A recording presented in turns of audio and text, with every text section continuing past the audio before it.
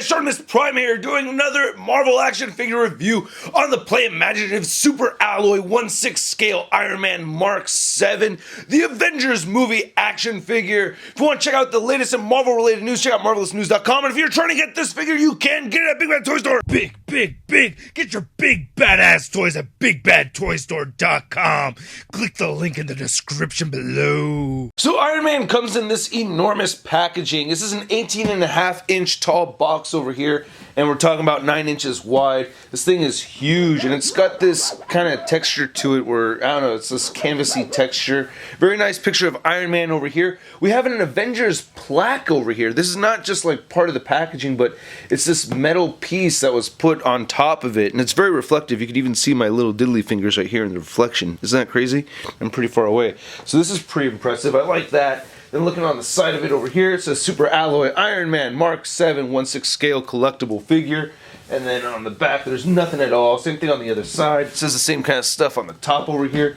And then on the bottom, it says, let's flip down over here. It says Super Alloy Iron Man Mark VII. And then to open this is kind of like an unboxing thing that we got going on. Oh, yeah. I'm gonna lift that up. Look at that. There's the inside of packaging over here, and then we can lift this up. Hopefully I don't throw anything out, but yeah, look at that Iron Man right over there, and it says pull both end to lift up. And this thing weighs somewhere between 15 and 20 pounds, by the way. Okay, actually I'm just flipping this thing upside down over here. So I have these foam pieces over here. Well, here's a look at the packaging inside the packaging, which was inside the packaging, which was inside the packaging of that. There was a lot of boxes to this, but this is just the 12-inch figure over here. The Avengers logo isn't embossed or anything like that. It's just white text right there. And here's the side of it. We get this profile shot of Iron Man diagram. And then we can lift this up, and this is really cool. I like how they did this over here. They have this really nice blueprint looking thingy of Iron Man Mark VII. And on the back over here, it lets you know what's going on with the figure. It says activate eyes. There's a button thingy over there. Activate arc reactor. Activate right arm. Activate left arm. And on the inside of the packaging, we get this cool outlined picture of Mark VII Iron Man as well. To get an idea how large this packaging is, here it is next to the Hot Toys Mark VII Iron Man Sideshow exclusive. Thank you. So here's everything out of the packaging, and I gotta say my feelings about this figure overall, I feel disappointed, honestly. The base doesn't work. The Hall of Armor base does not light up at all. I've tried different batteries, I've followed the directions and everything, it just doesn't work. So we'll take a closer look at that and all the accessories, and then we'll take a closer look at this figure. So the figure does come with an instruction manual. It tells you how to change the batteries out, the magnetic features, how to light up the base that doesn't light up, and interchange the hands and all that stuff. It comes with this remote for his light up base, which I think is a brilliant idea. I think this is a great move because you don't have to get up to get it to light up or anything, and I'll discuss later on how these different buttons work and what they do exactly. But yeah, this is meaningless. Doesn't work either. We get this little cloth here to help wipe your Iron Man. Now the figure comes with 5 different interchangeable hands. You get these fisted hands over here.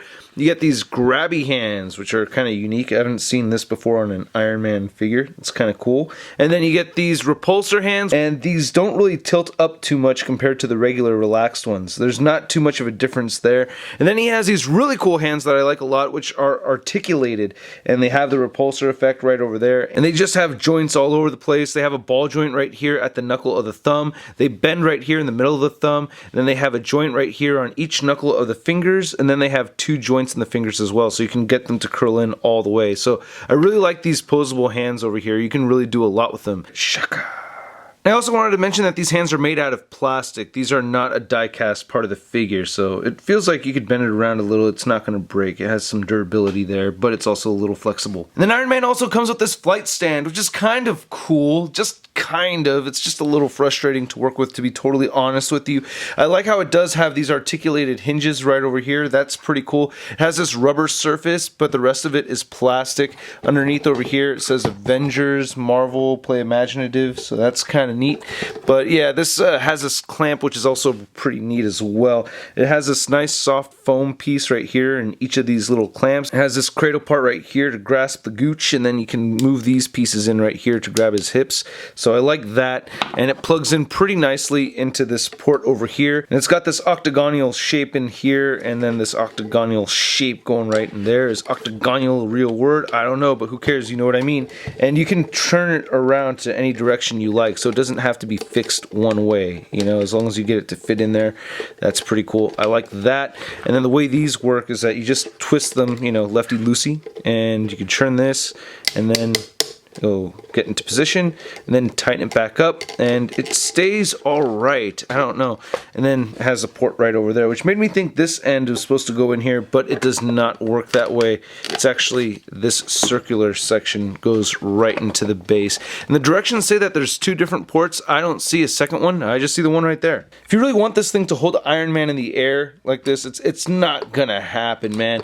And of course, you know, you want to bend it back, and the directions show you. You want to bend this backwards over here, and then loosen this up, and then bend this one forward some. But you know what tends to happen is you end up getting him just standing on the base. So as far as him getting into like real flight poses with this thing, it's not really going to happen. And last we have this Hall of Armor docking bay, which does look cool. Doesn't work, but it looks really cool. As we turn it sideways right here, you can see these are where lights are supposed to be shining brightly, which they don't. Oh man, very, very frustrated. I wasted a bunch of time just trying to get that thing to work. Here's the back of it, nothing going on. And yeah, but I really like how it's heavy. I mean, it's pretty cool. It's a very strong kind of base, and this is all die cast right here. This whole paneled section is all die cast, so I think that is pretty awesome. It has these magnetic pieces right here that attach to his hips, and then these arms right here are articulated, and they move up and down. You can bend them right here, and you can bend them up and down over here, and there's 2 joints, one right there, and then one right over there. So I think that's pretty neat. Looking down at the bottom of this thing, this is really nice how this part right here is die cast at the bottom as well, and that really helps with getting him to stay in there, so the feet lock in pretty nicely. I'll demonstrate how the figure looks again inside the base. Then here's the bottom of the base right over there, and on the back I wanted to show this. This is where it's supposed to turn on and off. As you can see, the on button is on and nothing was on at all, so hit off, hit on, and then what you're supposed to do is hit modes. And he comes with 5 different modes, so you're supposed to hit mode and nothing happens. Yeah, nothing. Maybe I didn't hit the button. So the way it's supposed to work is that you hit modes over and over again, and it goes from mode 1 through 5, and then Magnetize takes you directly to mode 5, which is Iron Man in the base with all the lights lit up. So the way the lights were supposed to work on this is mode 1 is supposed to have the side panels turn on. Mode 2 activates the top light over here. Mode 3 activates the back and base light. So I guess there's a back light over there and then a light down here. And then mode 4 activates all lights, and then mode 5 activates all lights when Iron Man is actually in place inside there. So modes 4 and 5 are practically the same. Now my favorite part of this figure is the sculpting. I really like the sculpting a lot on this guy, and the paint applications. The paint came out very, very nice, so no complaints really about the sculpt or the paint on this, and I think this is just great looking. Look at that. Now it looks like the faceplate itself is made out of die cast, and then the rest of the helmet is actually made out of plastic over here. But it looks pretty seamless. I mean, you really can't tell. Like this part right over here on his shoulder, this is definitely made out of metal over here, but this is plastic. So I think that's great how that all kind of works together. Looking at the side of it, just looks awesome. You can see this light right here on the back of his neck. That turns on his eyes, so this lights up, and that looks great. Nice light up function over there. Really dig that. I really like how this plate looks all metal though. That is just very, very cool. That's hitting the geek spot. Can't lie about that. And I really like how the shoulders and the torso of the figure is sculpted, and his arc reactor looks really cool. They have some nice sculpting in there. You can tell this is all metal. You can see my reflection very well in here. See? Hey. But yeah, look at that. Nice detail right there in the arc reactor. Then there is a switch on the back over here, and you can see that. Turn that on. and then that works out very well. Wow, that is bright. And as I did my lighting over here, you could see how clearly you could see the sculpt of the arc reactor, and that is beautiful. I love how that looks. Wonderfully done. I really like how the arms are sculpted on here. I really like how these joints work too. This is very, very cool how there's like these separate plastic pieces mixed in here with these elbow joints. I'll get into the articulation of the figure later. But this is looking really cool. Then show the last light up feature on the figure. Both arms have this little switch right there on the bicep, and both hands light up right over there. Looks pretty nice. And this lights up well for all the interchangeable hands except for the fisted hands, of course. And here's the lower torso, which can actually detach. Now, one part of this figure that I don't really like is this section over here. This is made out of a rubbery material, so this is really soft. And I don't know, I feel like this metallic paint they used, it looks great. It fits in with the rest of the figure very well. But I have a feeling that it's going to fade out in the near future. I don't know. I don't really trust this. It looks like it's going to fade on me. But otherwise, it works out pretty well. It helps with the articulation, so that's kind of cool. Then these legs look pretty awesome too. I really, really like these plates right here. This is all die cast. This is really, really cool looking because it looks really weathered. I keep thinking to myself that it's a very realistic metal look, but it is just metal placed over here, so that is pretty awesome. Looking at the side of these thighs too. Like I said, I really like the sculpting of the figure a lot. I like how the knees came out too. Nice little silver details right over there. This is a very cool looking figure. And here's the bottom of the feet. And then here's looking at the back of the figure. Very well done. Sculpting on this is pretty awesome. I really like these silver painted pistons right here under his armpit. I think that looks great, and I really like these paneled sections right here on the back. Fortunately though, this figure does not have any air brakes or anything like that that flip up on the back over here. That's kind of disappointing. I mean, just zooming out over here, you can see just the frame of this figure looks really, really cool. I like it. Unfortunately, the articulation, I think, is a bit lacking, though. The figure's head does not really look up too well at all, actually. I mean, it's kind of looking just straight on over there. That kind of bothers me. And he does have a neck joint too, but the neck joint doesn't move back at all either, so that's very frustrating. You can get him to move down though. The head joint looks down and the neck joint allows him to look down, so you can do that.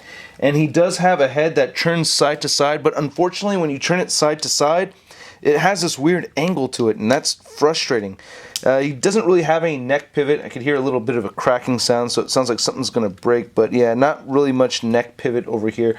I really hate this whole angled thing though on the shoulders. But anyway, he does have these shoulder pads that are posable. They're kind of spring-loaded, so as I lift up, it kind of just goes right back down. To get a closer look at this, you can see how this shifts forward and back over here, so that's pretty helpful. I like that, and then this moves up and down. Like I said, it's spring-loaded. And he has these ball-jointed shoulders that can move in and out like an armpit joint. You can rotate the shoulders outward, and you can rotate the shoulders all the way forward. And he does have a bicep swivel. He has double jointed elbows that move in very far. Sure, gotta turn that off. And then he has this flap right over here at the top of the wrist guard, so that moves up and down. And you can rotate this wrist guard side to side too, so that's really cool that you can do that.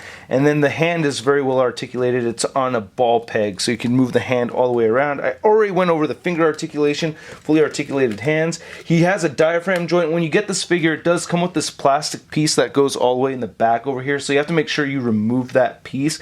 Again, really nice paneling right over here. I really like that a lot. But anyway, you can move this diaphragm side to side over here, and it does pivot some, and you can get it to crunch forward and back. Just like the Iron Man 3 Mark II War Machine figure, it detaches right over here, so you can lift this up, and the waist joint allows a little bit more flexibility as far as turning him forward and leaning him back. He doesn't really rotate at the waist too much, just a little bit side to side.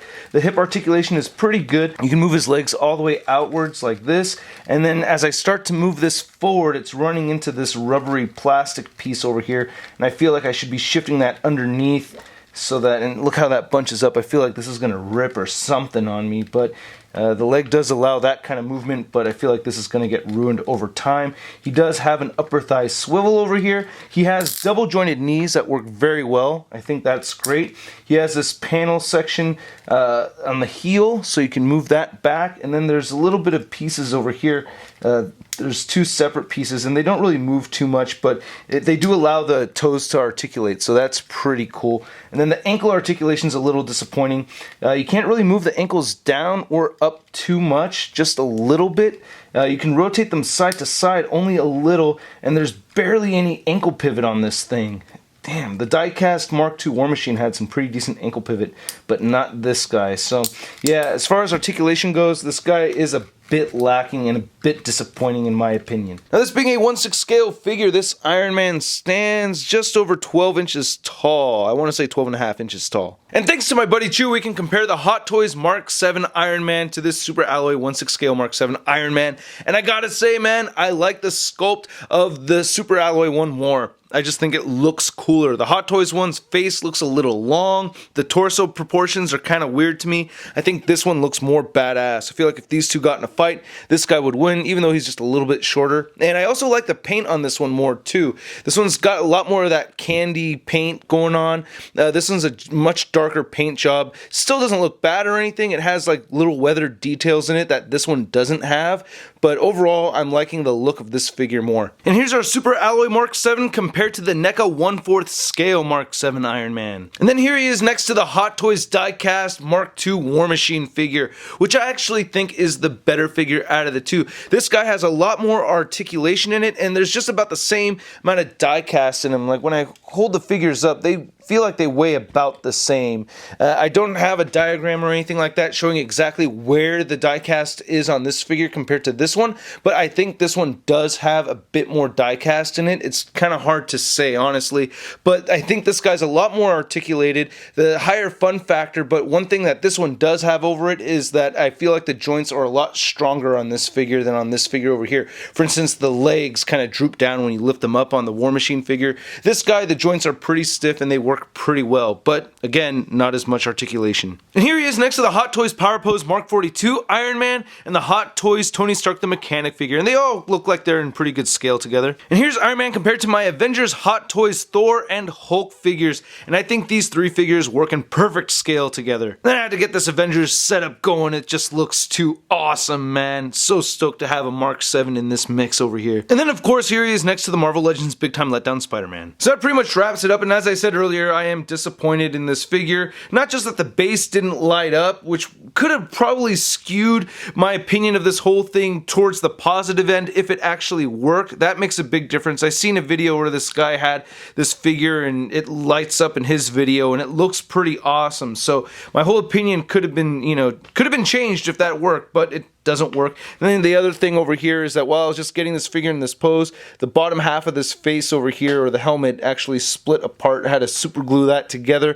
And this whole thing is plastic, by the way. I did mention earlier that this is made out of diecast, but it's not. It's all plastic. So yeah, that's kind of a bummer. I've really wanted Play Imaginative to do really well. As you guys may or may not have seen, I've covered their stuff at the conventions and their stuff looks really awesome, but actually having one in hand for the first time to review, I'm disappointed, man. And I'm bummed out because not only am I disappointed in the figure, but I'm disappointed in Play Imaginative. I really wanted them to do well, but I can't say I'm very happy with this thing. Hopefully I get a replacement piece. We'll see how that goes. I'll keep you guys updated. And please check out MarvelousNews.com for the latest in Marvel-related news and my photo gallery of this figure right over here. And hit the like button if you like the video. Please leave a comment. Let me know what you think. And subscribe. Don't forget the subscribe part. I'll catch you guys later. Peace.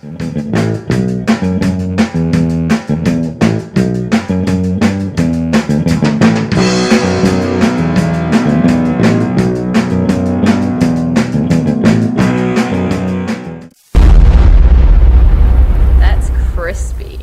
Work here.